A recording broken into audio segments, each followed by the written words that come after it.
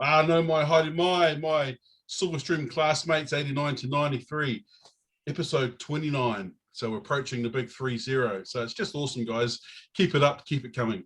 Now, our next old boy, quite a bit to say about this fellow because I've become really good mates with this guy. One of the staunch Bay boys from the Mighty Hawke's Bay. Yeah, like I say, he introduced me to a lot to do with the Bay. I was lucky enough to accompany him to Mahia Peninsula with his family, introduced him to a couple of neat guys who I remember well, namely Noel Crawford and Grant Perry, and all those good memories and good guys from the Mighty Hawke's Bay. Now, look, I haven't seen him in ages, so it's just great to catch up with and talk to our mate, the one and only Tuck, Chris Mahony. G'day, Chris. Tuck, how are you, brother? Yeah, good, thank you. Yeah, pretty good. Oh, it's so good to see you. Haven't seen you in ages. How you been over all these years? Yeah, faring up under the weather. Yeah, I've sort of looked after myself and done all right, and been pretty happy with life in general. Good, mate. Good. And we just chatted briefly before. Please give my best to your mum Lee from me, and and I hope she's faring well. Yeah, no, Lee's loving life. Catch up with her all the time, and yeah, she comes around most days, and yeah, she's only just retired last year, and now she's doing Meals on Wheels and cruising around, so she's pretty happy. Good stuff. All right, take us back to 89, your first years at Stream. So what brought you to Silverstream? Where did you come from, and how many years did you end up doing there? So I was a bogan and went to Timothy Intermediate here in Napier, and would have probably been in jail by about fourth form, I reckon, had I not got sent to Silverstream. And so that was kind of a bit of a high point for me. When I got there in third form, I was nervous as hell, and my mother didn't tell me that I was going to boarding school until like 2 weeks before school started back. I thought I was going to St. John's in Napier and thought everything was pretty cool in my bogan life. And then she sent me off to boarding school, told me 2 weeks before, and I was pretty gutted and going to lose all my bogan mates and everything, and I was upset. And then she sent me off, and yeah, I didn't even know what a boarding school was when I got sent there. I was like, holy fuck, yeah, what even, I was picturing fucking Annie in their fucking step musical where they're like, yeah, I didn't know what to expect, and yeah, scared shit out of me, and turned up there like a nervous little wreck. And I was very little and quite young, and so yeah, I was scared shit out of me, and then just hooked into it. And third form was a battle, and then the rest of the time I just loved life. It was the best thing that ever happened to me. Awesome, mate. Same for a lot of us. Can you remember your first dorm, Bay, and your boarding mates up there in Bay 3, mate? I was in the best fucking Bay. I was in Bay 3. We rocked. We're the coolest Bay ever. Who'd you have? Oh, everyone's already named them all. Yep. Who do I have? I didn't bother remembering this because everyone's already named everyone in there. No, we're the only Bay that's already been named. Oh, awesome. Now, how many recap? How many years did you end up doing at Stream? 4. Okay, so left after your sixth form. Yep. And then what did you do the following year? So the year that our seventh form year. What did you end up doing? I went to EIT here in Taradale and did agriculture. Thought I wanted to be a farmer because I like riding motorbikes. But that was a good year, and it was neat for me to meet heaps of people that locally that are still good friends and everything like that. So sort of there was quite a few ex-Linda's Farm boys and stuff like that that I got to know really well, which worked out mint, and they're good friends now. And yeah, so it was a waste of time because I was never going to be a farmer because it just wasn't me. I get paid enough. Yeah, absolutely. So over all these years, what types of jobs have you been doing, and what's your main occupation now? So yeah, I tried farming, and then I thought about it, and it's like, if you want to be a farmer, you want to own the farm. And when you're starting from scratch, that was pretty much impossible. I think I started out on about $270 a week or something like that. I thought, fuck, it's going to be a long, hard road to buy a farm. And then I went and worked at the Port of Napier, and got a really good job down there. And they were really good to me and installed heaps of good work ethic and everything like that into me. And could have stayed there, but it was just a little bit too complacent, or just a bit. It was just too easy, and I was on pretty good money for a young fella, and company car and stuff like that. But I just thought, I just wanted to expand myself more, and I knew because it was such a good company to work for, no one above me. I was already 3 IC, so no one else was going to leave. So I went truck driving for my father and did that for heaps of years. And then my father passed away, and then started my own business. And now I run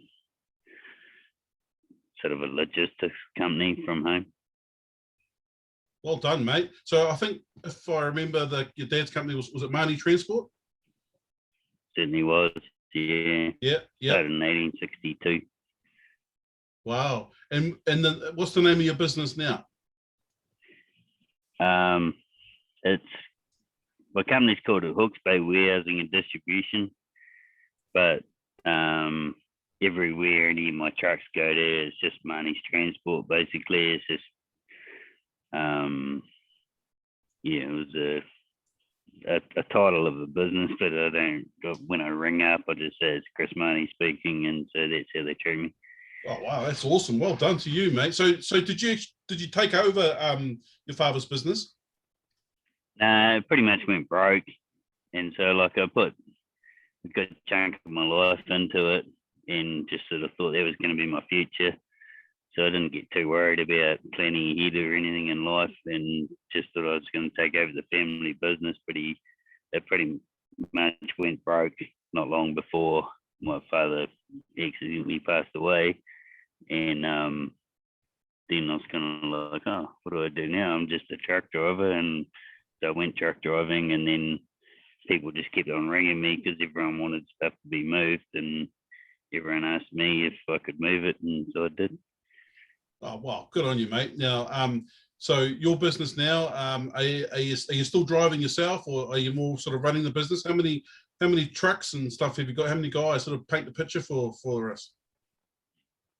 Oh, so I just run a fleet of anything up to maybe 20 trucks. It would be 20 trucks, and I just organise it, and I just work at home. I don't leave the house. I just get up at 5 o'clock in the morning and go out to my office, which is in the shed, and then get on the phone and do shit on my computer, and then come back inside in the morning and just hang out all day with my dog, and leave the house at like 4 o'clock to go for a beer. Mate, that sounds awesome. So did I hear right? You say you have up to 20 trucks, 20? Oh, easy, yeah. Oh no, on a big day. That's not a big deal, but. Oh wow, I reckon it's bloody awesome, mate. We'll start calling you Mr. Mainfreight soon. yeah, they're a good business. 5 years in them. Yeah, absolutely. All right. Well, it sounds like you're doing great, mate. Keep up the great work. And tell us about your partner, or your wife, I should say. So you're married, and do you have any children? No, so Jess is my wife, and we've been married about 4 years, I think. And so fairly late in the process of getting married and stuff like that, I sort of dawdled a little bit, and never sort of had a big ambition to get married or to have kids and stuff like that. And then I met Jess, and she sort of turned me around a little bit. And so, like, I only bought my first house last year after COVID, thanks to the COVID loans. Hopefully, no one here works for ID.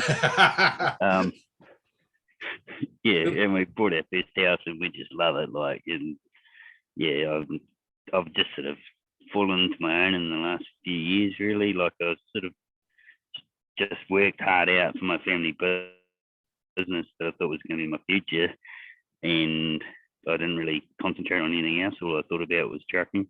And then I sort of met Jess, and she's the opposite to me, not a procrastinator. So she pushes me along, and now my business has been going for 11 years, and I used to drive a truck and do everything, and now she's made me focus and just run the business, and it's sort of paid off. And then she pushed me into buying the house, and then yeah, she's pretty pushy.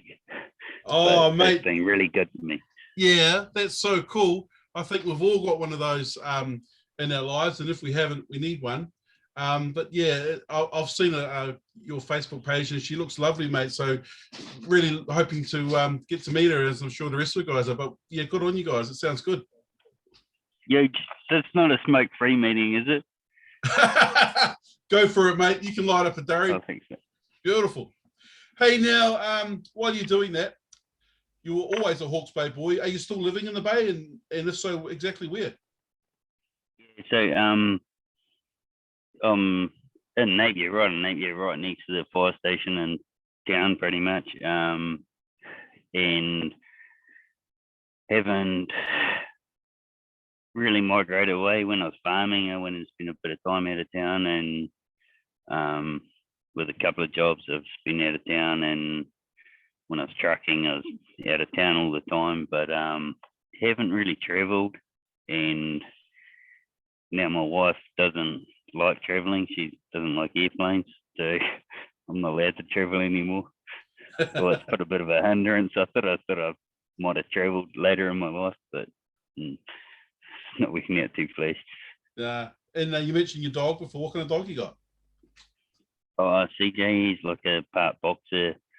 He was a pound rescue pet, and he kind of rescued me. He's like the coolest dog in the world.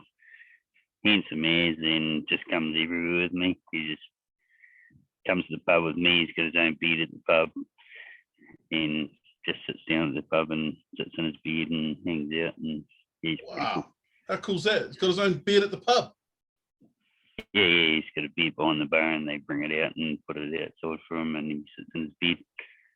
Hey, now, I don't quite remember that lovely, deep, husky voice of yours. I think you'd be killing it in a bit of Barry White karaoke there, Tuck. It's called Marioke on Friday night at the Union, my local pub. Friday night, and all the Marys come out, and then so it's called Marioke, and beautiful. Yeah, pretty cool atmosphere in my local pub. Oh, it sounds beautiful. All right. Now, here's one for you. So, look, you've got heaps of memories at Stream. I mean, you were pretty close with a bunch of the Hawke's Bay boys are always close, but you'll have a truckload of memories. Have you got anything in particular that has sort of stood the time over 28 odd years that sticks out for you still, and something you want to share with the rest of the boys that'll be watching this? Oh, like I can't remember who mentioned it, but the kayaking trip, on our PE trip, like that. I was trying to explain to my wife how it played out, and just like pretty horrified. Just like but what a great trip, man. It was like really cool. And I think Eugene, you fucking questioned in class before we left. You said, "Oh, what happens if Tuck can't keep up?" And I think off memory, I was at the front the whole fucking way. Fucking oath, mate. Absolutely. In fact, I see. I think it was Glenn Bunny posted up that photo of us on the ferry from that trip. What a great, the best trip, man. And the two Irish mates of Jody O'Reilly that came with them. Yeah, just bloody top guys. Oh, that's funny, eh? Yeah, absolutely. What else, mate? Apart from that awesome. Oh man, like, I was trying to read my brain, and I'm like, without incriminating anyone, I was like, just, all the stories of like funny as, and most of them are probably too obvious to most of us, and probably not worth mentioning. Just the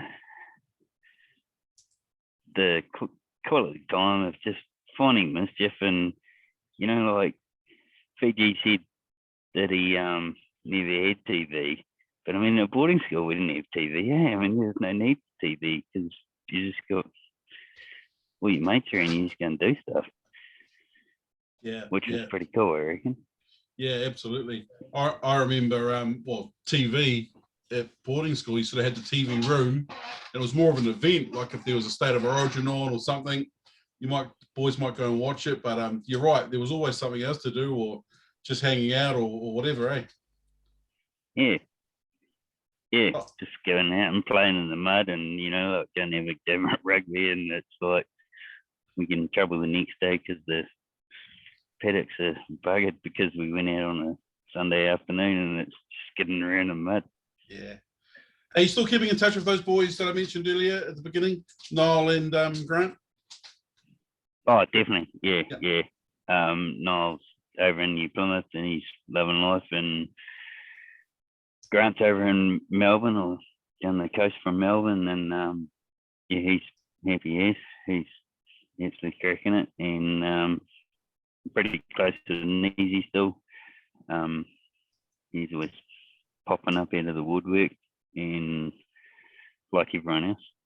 Ah, so good. Hey, so what have your thoughts been on, I guess, the videos that you've seen so far from the other guys and their sort of stories? What are your thoughts? Have you been enjoying sort of catching up with people? Oh, shit, yeah, it's been really good, and I'm just worried that mine's not going to be as good as anybody else's. Base was classic, like, that's how I expected it to be, pretty much. A little bit disappointing with Mark Nees, eh? Thought he could have been a bit cheeky and a bit funnier.